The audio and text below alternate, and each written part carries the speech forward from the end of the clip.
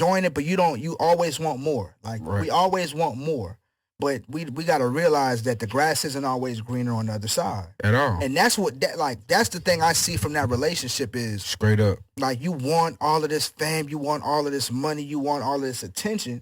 But once you realize that what I wanted is really causing the most detriment and the most depression for me, then you start to look at it like, maybe it wasn't so bad back then. Exactly. Because every time you see rappers talk about it, they all talk about fame and everything that come with it. Basketball players, before they become like, famous and become like superstars, they start to think about the times that they were enjoying. Their favorite times was high school. Right. When it was just... When you hungry for it. Yeah, and when it was just all a dream, when they didn't even realize that it could have been a reality for them. Right. And that's a big thing. That's the big thing that I see. Like I was watching this other podcast with John Wall talking about his high school career and shit like that. And we ain't got to get into that, but I feel like Krishan, she wanted something more, and she got something more. But what comes with that comes with more money, more problems. More money, more problems. More money, more problems. More fame, more problems. And it's like, can you deal with that? Are you built or equipped to deal with that? And that's the big question. And I don't think she was. Of course, to me, I don't think that she was, and that's why she handled it. She thought that she can fight the same battles that she's fought in the beginning of her life, right, or before she met Blueface. She thought that she can fight it the same way. Because if you just look from the baddies and all that, if you just look from it, she was fighting. Oh yeah, that was her whole thing. Once she got to the top of the pinnacle, the mountain, I can just fight my way out of this, and he'll submit like everybody else submitted. But now you have to deal with these battles totally different. You have to come to it with a mindset of, damn, how can I win, and how can I move around the least, be the most solid? It's a solid killer. That's a fact. Because with different positions comes with different techniques. If you a linebacker and you a lineman, it comes different techniques to win that battle. Mm-hmm. If you a point guard going to shooting guard, it's different positions and it comes with different techniques that you got to do to win that battle. Same in life. Right. She came from, we aren't gonna say the mud, but she came from regular living to better living. Right. And it comes with different traumas, different struggles, different fights, different battles. But you got to understand that there's a different technique and a different actual skill set that you got to have with, figuratively speaking, that's actually going to make sure that you can actually make it through this. Right. And I feel like she, some people just second guess that. A lot of people kind of, maybe not second guess it, but they undermine it. Mm-hmm. And you think like, oh man, well shit, I got it. Like you said, fighting the battles the same way. Right. All right, so I'm gonna move up. It's just gonna make me stronger. But no, it kind of enhances your character flaws. Right. The more money, the more fame, it enhances your character flaws.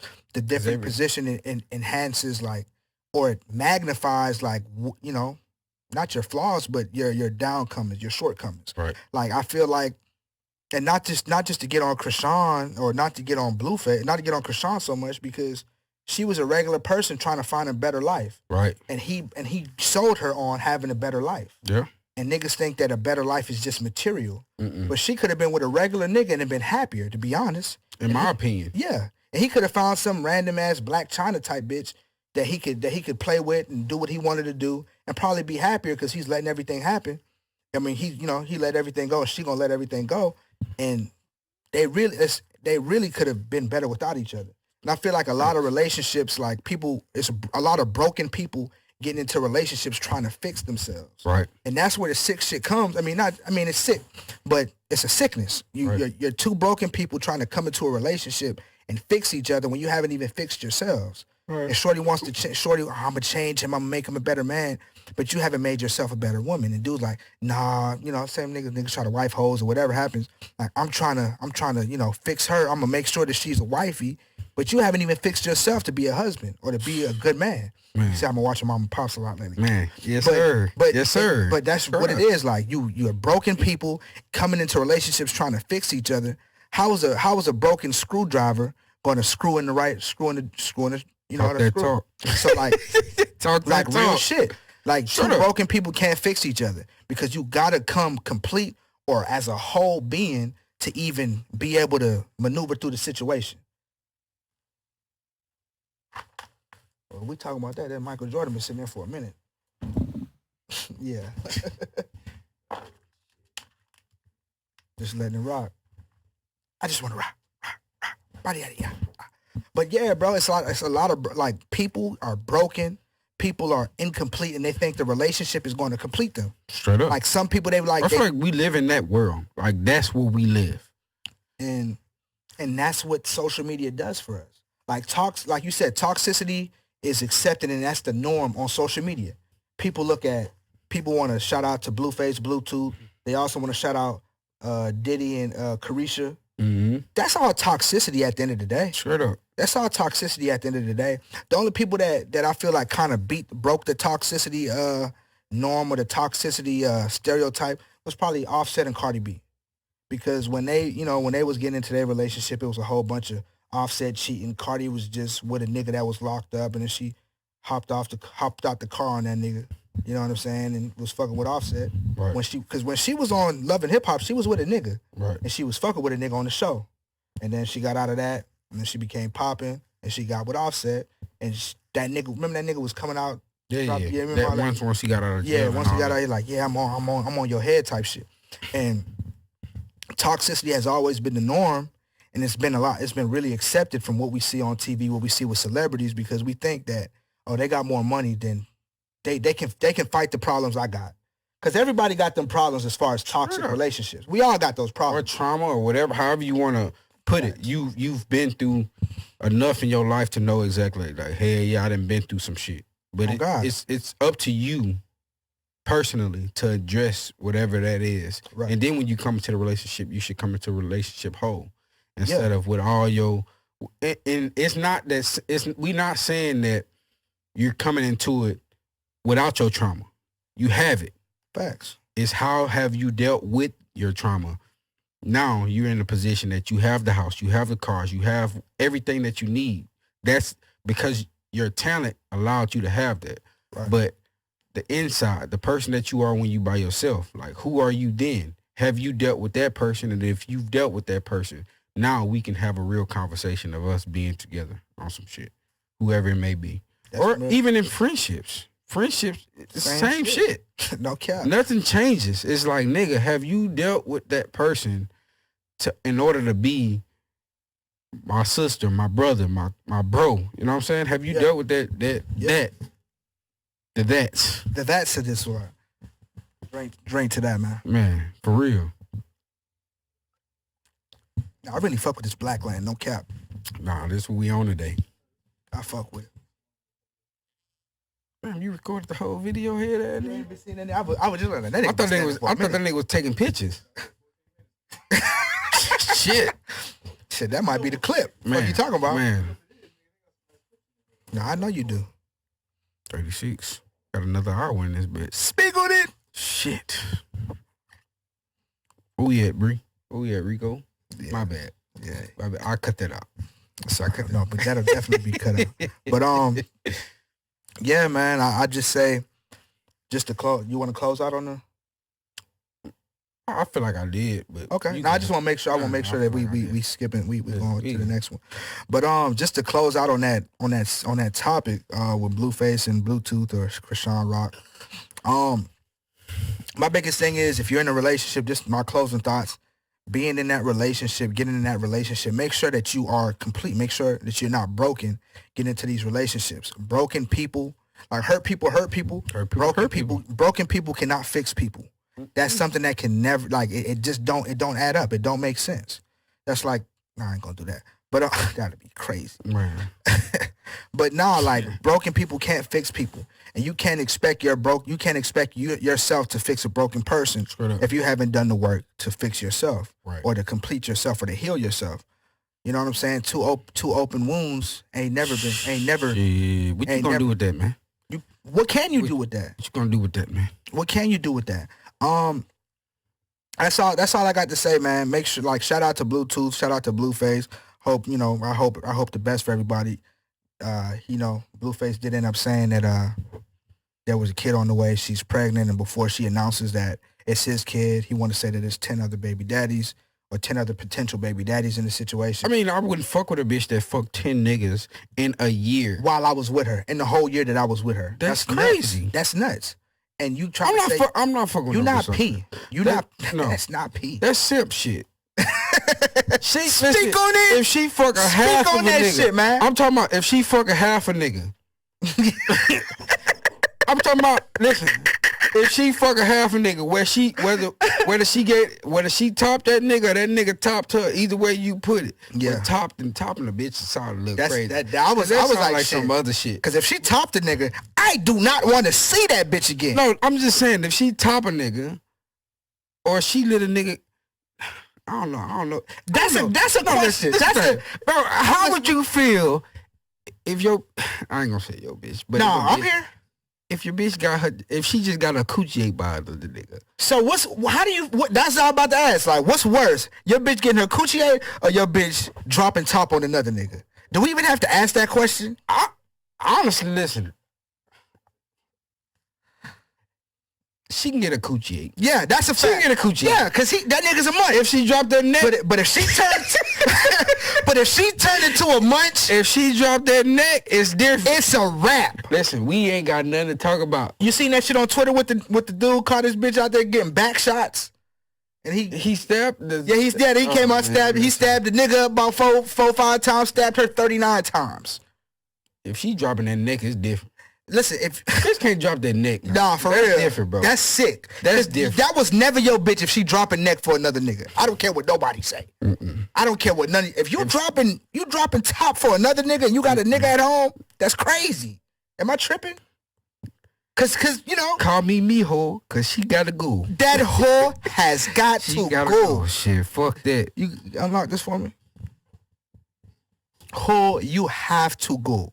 Nah, if she dropping that neck on another nigga, it's different. I can't deal with that. I couldn't even fathom that shit. I couldn't even fathom. But no, if she fucking 10 other niggas, bro, she gotta go. Yeah, cause she done drop top on at least 3 of them niggas. Like, just keep it above.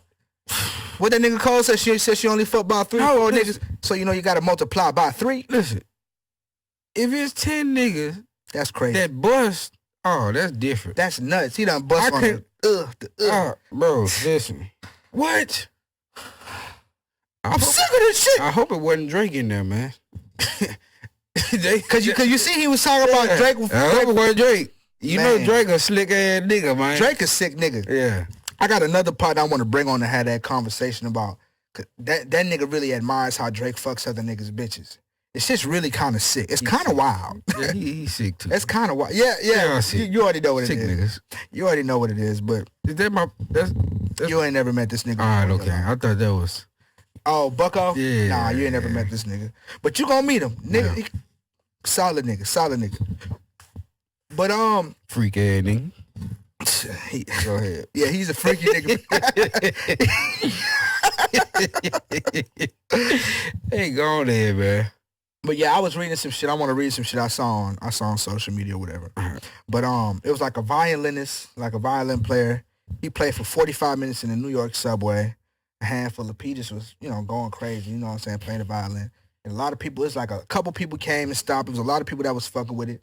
And, they had dropped the money in the hat, dropped the money in the case. And he got like $30 in tips. And he was playing the violin or whatever. No one knew this, but the violinist, his name was Joshua Bell. And he's like one of the greatest musicians in the world. Damn.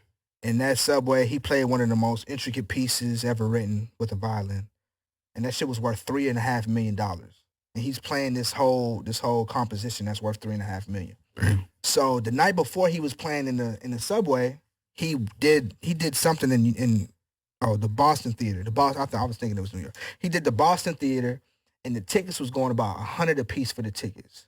For that same piece he played for $30 for 45 minutes in the subway, they played it. He did it in front of a whole theater for $100 a ticket, sold out.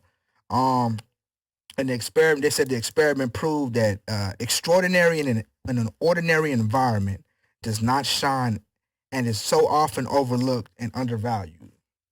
There's mad talented people all over the world, crazy, extraordinary talents across the world.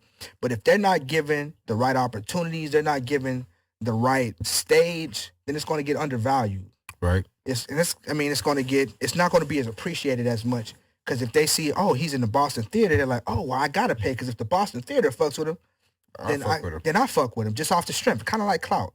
But programming? Huh? Programming. Exactly. But when he was on the subway, they was like, oh, this is dope. The people that gave him 30, they probably couldn't afford the $100 ticket. They were like, damn, this dude is amazing. He's talented. But the other people, they was like, oh, it's just another nigga trying to make it. Right. Little did they know he had already made it. He was just doing like a social experiment. Right.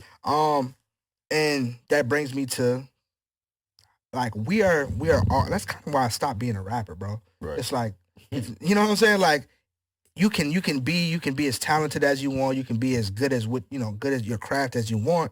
But if you're not given the right position, the right stage, the right opportunities, then you're gonna get undervalued. Right. It takes away from your worth.